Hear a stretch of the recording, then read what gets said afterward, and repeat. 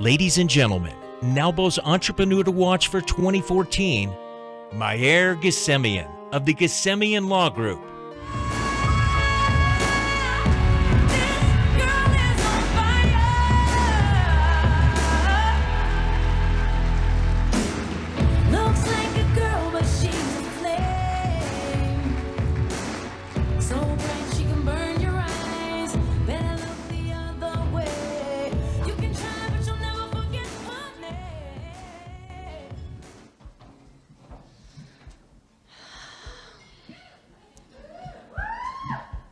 Once upon a time, somewhere far from here, a bright-eyed little girl looked at the sky and wondered what it would feel like to walk on the moon. She told herself, I'm going to be an astronaut someday. Well, she didn't make it as an astronaut, but tonight she is walking on the moon.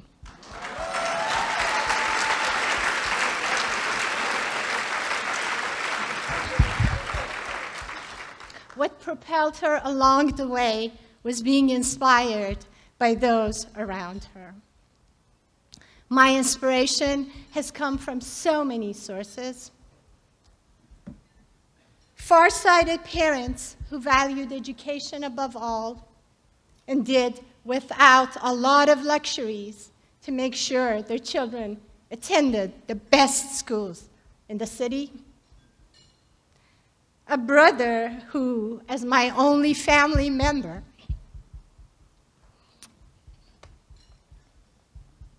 in the US, has seen me through thick and thin and been a constant confidant and my rock for the last 35 years. Another brother who has lived in another country for 36 years now, but we're so close that we can talk for hours. Children who helped me grow in so many ways while I was raising them, and are now adults and are my good friends, and who love me, as my daughter always says, to the moon and back. I promised I was going to cry. We can't always keep those promises, can we? Friends who are like the best of siblings and who have supported me through my life's peaks and valleys. A not-so-little nephew who has been the best cheerleader and marketing manager the Ghassemian law firm has had ever since, at age 11, 4 years ago, he designed my first website.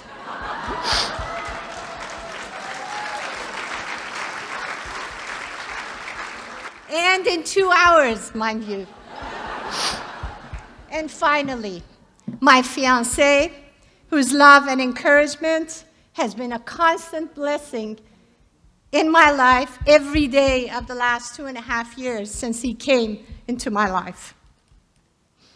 These people have inspired me to live a life free from mediocrity and compromise, one which enables me to lead and to learn and to take it all in stride, remaining at my best when life has thrown not only curveballs, but cannonballs at me.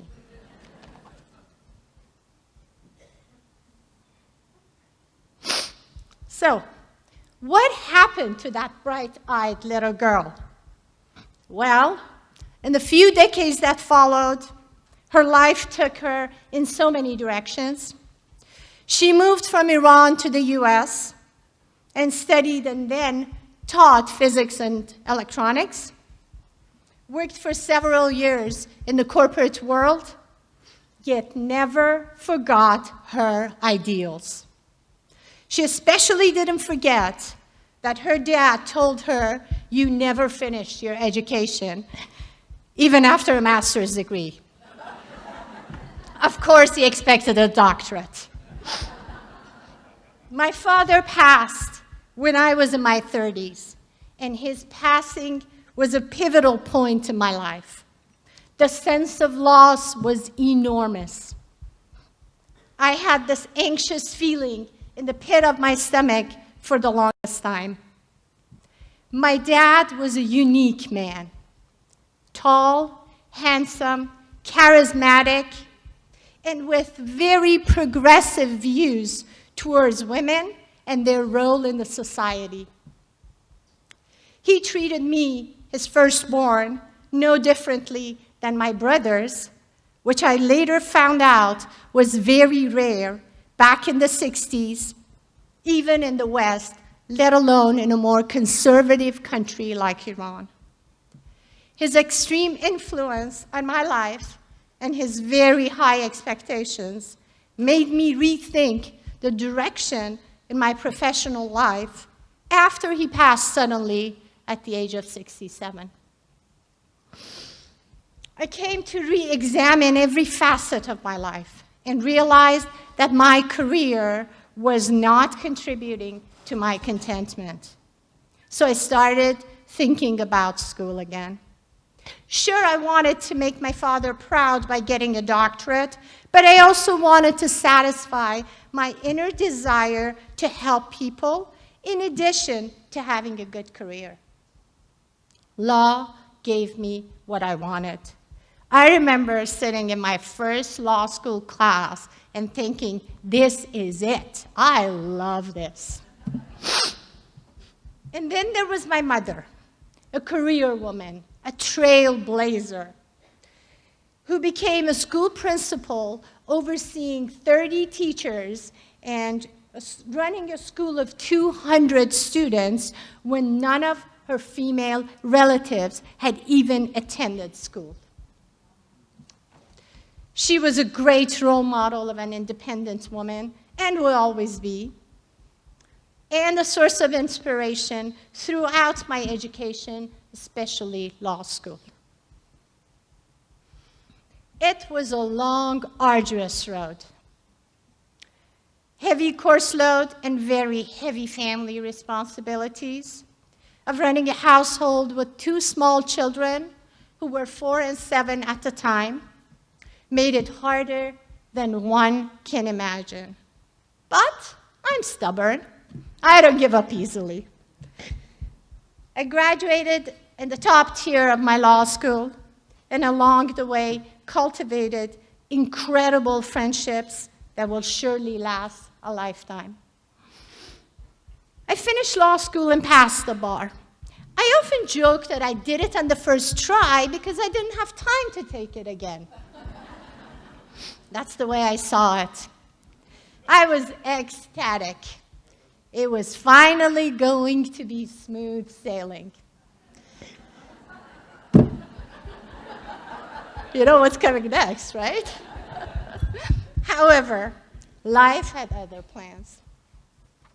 My personal life began unraveling as my law career was starting to flourish.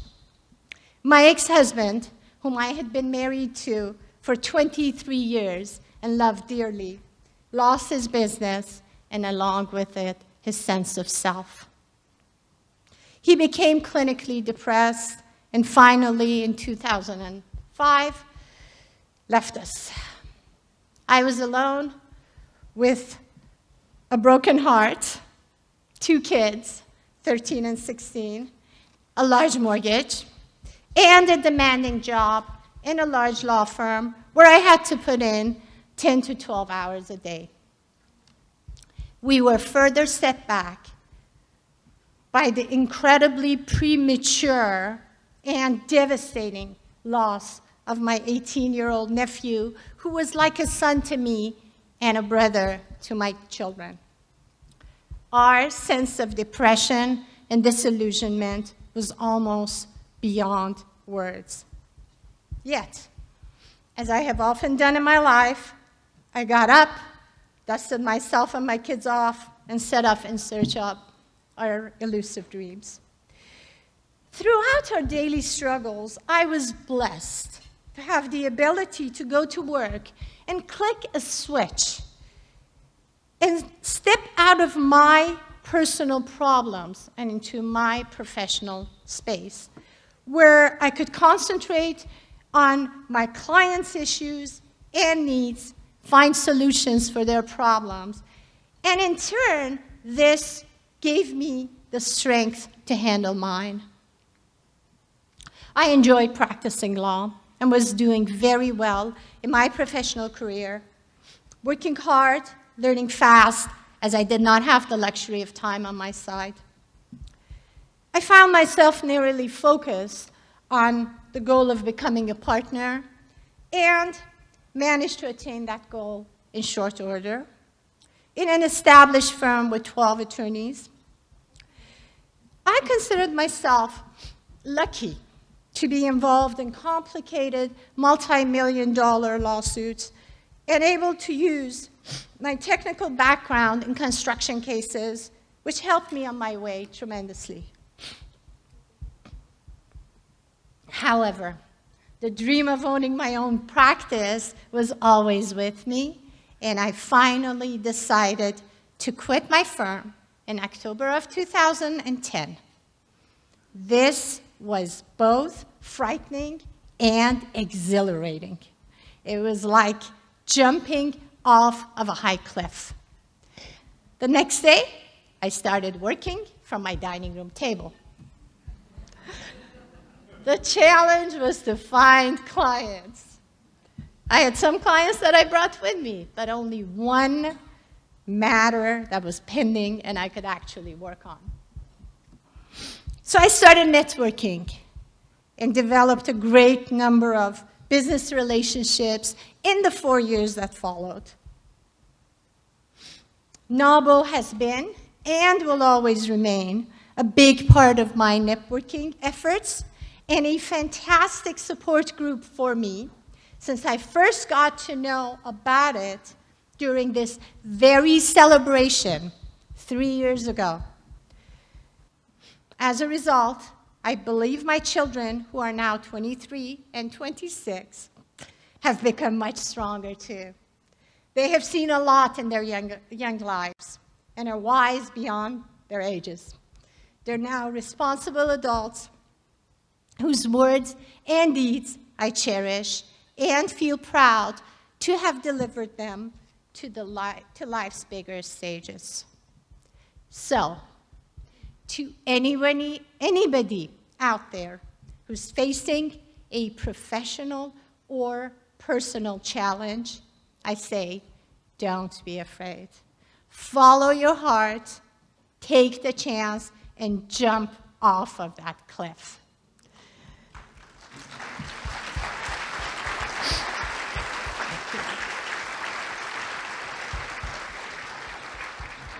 Do not be afraid of failure, and along the way, you will find strength, courage, wisdom, and some fantastic people, like the women in this room tonight, to help you along. There are no limits as to what one can accomplish with some thought, hard work, and then a little calculated risk-taking. As a famous Persian proverb says, go as far as you can see, and when you get there, you'll see even further. So, even though the little girl in Tehran, whose name happens to mean lover of the moon, was dreaming of walking on the moon, she could not have imagined the honor that would be bestowed upon her by so many smart, dynamic, and remarkable women of NAWBO to be called a remarkable woman. Thank you all for listening to my story, and I wish each and every one of you a walk on the moon.